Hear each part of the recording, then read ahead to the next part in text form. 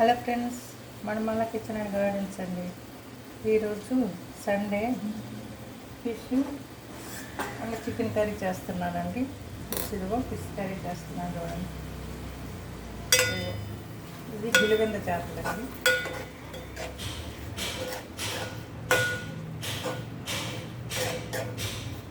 గులివెంద చేపలు. దీనిలో first fish శుభ్రంగా క్లీన్ చేసుకొని ఉప్పు, కారం, పసుపు, జీలకర్ర, ధనియాల పొడి పట్టించి పెట్టుకోవాలండి. దానిలోకి ఒక ఆనియన్ సన్నగా కట్ చేసుకోవాలి, 2 పచ్చిమిరపకాయలు కట్ చేసుకోవాలి, ఒక టమాటా పెద్ద సైజు కట్ చేసుకోవాలి.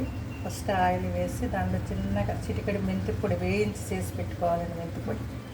మెంతిపొడి వేసుకొని అది మంచి స్మెల్ వచ్చిన తర్వాత ఆయిల్ దానిలో ఉల్లిగడ్డ ముక్కలు, పచ్చిమిరపకాయ ముక్కలు, టమాటా ముక్కలు వేసి మామూలుగా ఫ్రై చేసుకోవాలండి. మరీ డీప్ ఫ్రై అవ్వక్కర్లేదు. ఆ ఫ్రై అయిన తర్వాతని కలిపి పెట్టుకున్న ఫిష్ పీసెస్ వేసేసుకోవాలి. ఇవి దీనిలో కొంచెం ఫ్రై అయిన తర్వాత దీనిలో చింతపండు పులుసు పోసుకొని ఉప్పు, కారం, పసుపు అన్నీ ఉప్పు సరిపోయిందో లేదో చూసుకొని తర్వాతని లాస్ట్లో కొత్తిమీర, కరివేపాకు చల్లి దించుకోవాలండి. చాలా టేస్టీగా ఉంటుంది. మీకు మరీ దగ్గర కావాలంటే దగ్గరగా ఎగిరిలా పెట్టుకోవచ్చు, లేదంటే పులుసులాగా పెట్టుకోవచ్చు. ఫ్రెండ్స్, ఇట్లా కొంచెం ఫ్రై చేస్తున్నానండి. నెక్స్ట్ దీనిలో పులుపు పోస్తాను. ఎక్కువ ఫ్రై అయితే మళ్ళీ ఇవి మెత్తగా అయిపోయి కలిసిపోతాయి. దాని నుండి ఎక్కువ ఫ్రై అవ్వకూడదు. గులివెంద చేపలు చాలా టేస్ట్ ఉంటాయి. ఇవి సముద్రం చేపలండి. బాగా ఫ్రై అయ్యింది కదా. దీనిలో నిమ్మకాయ సైజు చింతపండు నానబెట్టి పెట్టుకున్నాను, క్లీన్ చేసుకొని ఇది పిసికి పోసేస్తాను.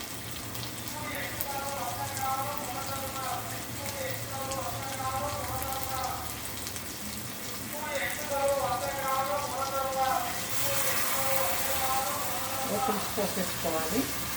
ఫస్ట్ చిక్కగా పోసుకోవాలి ఇది, తర్వాత కొంచెం వాటర్ పోసుకోవాలి. ఎందుకంటే చింతపండు పులుసు ఎక్కువ పోస్తే మన పుల్లగా అవుతాయి. ఇప్పుడు వాటర్ పోస్తున్నా చూడండి.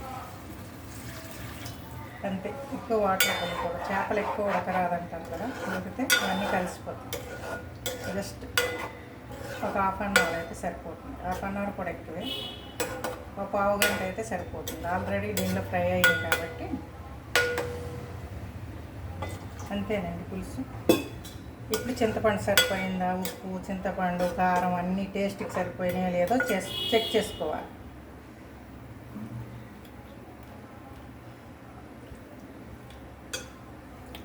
ఇంకా పులుపు కొంచెం పడుతుందండి.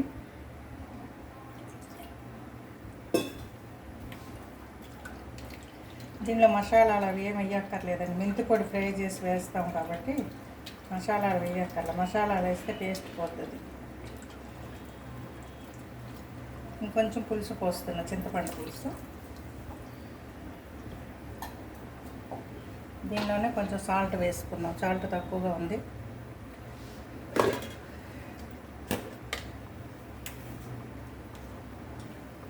సాల్ట్ పడుతుంది. జస్ట్ ఐలో పెట్టుకున్నాం. ఇవన్నీ ఒకసారి కలుపుకున్నాం, ఇట్లా అన్నీ కలిసేటట్టు. మరి కొంచెం ఉడికిన తర్వాత కలిపామంటే ఇవన్నీ పేస్ట్ అవుతాయి కాబట్టి ఇప్పుడే కలిపి పెట్టుకోవాలి.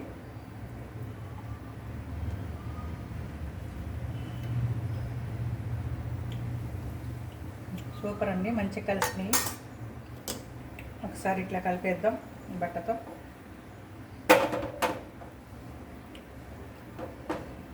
ఇట్లా పెట్టేద్దాం. ఇవి అట్లానే ఉడకాలండి. ఉడికిన తర్వాత లాస్ట్లో కొత్తిమీర వేసుకొని దించేసుకోవాలి. మీకు గ్రేవీ కావాలంటే పులుసు కొంచెం ఉంచుకోండి, లేదు అంటే బాగా దగ్గరకి ఎగరబెట్టుకున్నా కూడా, ఆయిల్ పైకి తేలేంత వరకు ఎగరబెట్టుకున్నా కూడా చాలా టేస్టీగా ఉంటుంది.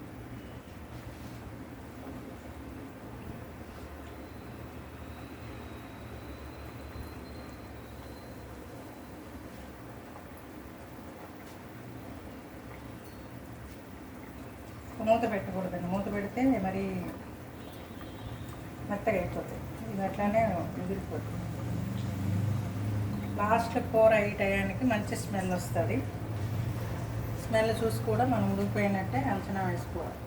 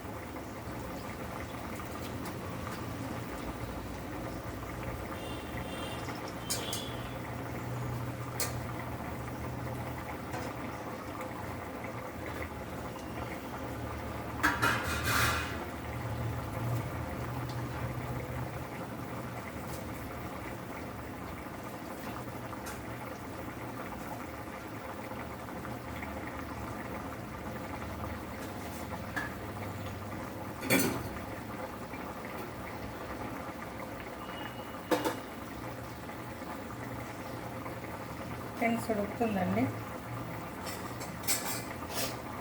మంచి స్మెల్ వస్తుంది. చూసారా ఫిష్ కర్రీ ఇట్లా ఉందో. గులివిందలు చిన్నదన్నమాట, ఒక గులివింద 2 ముక్కల కింద చేస్తారు. ముక్కలానే ఉంటుంది, పులుసు ఉంటుంది, చాలా టేస్టీగా ఉంటుంది. స్మెల్ కూడా మంచి స్మెల్ వస్తుంది. ఒక్కసారి చూద్దాం అన్నీ సరిపోయినాయో లేదో. అన్నీ సరిపోయినాయి కాబట్టి ఇంకేం వేయక్కర్ల. కొత్తిమీర దించేసి ఫైనల్గా కొత్తిమీర చల్లేసి దించేద్దాం. ఫిష్ కర్రీ కూడా అయిపోయింది.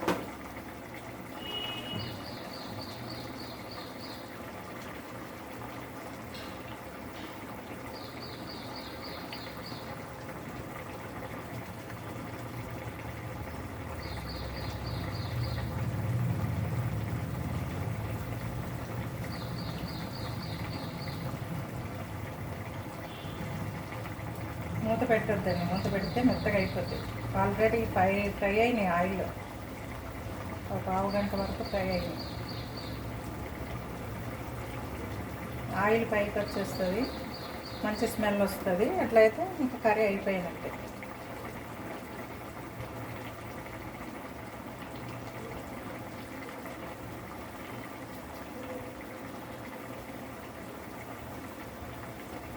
అయిపోయిందండి.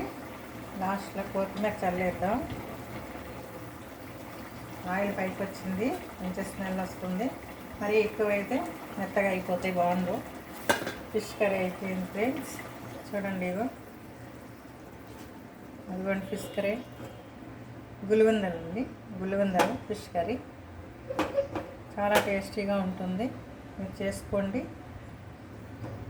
నేను చేసిన ప్రాసెస్ ప్రకారం మీరు చేసుకోండి, తినండి. నా ఛానల్ లైక్ చేయండి, సబ్స్క్రైబ్ చేయండి. Bye friends.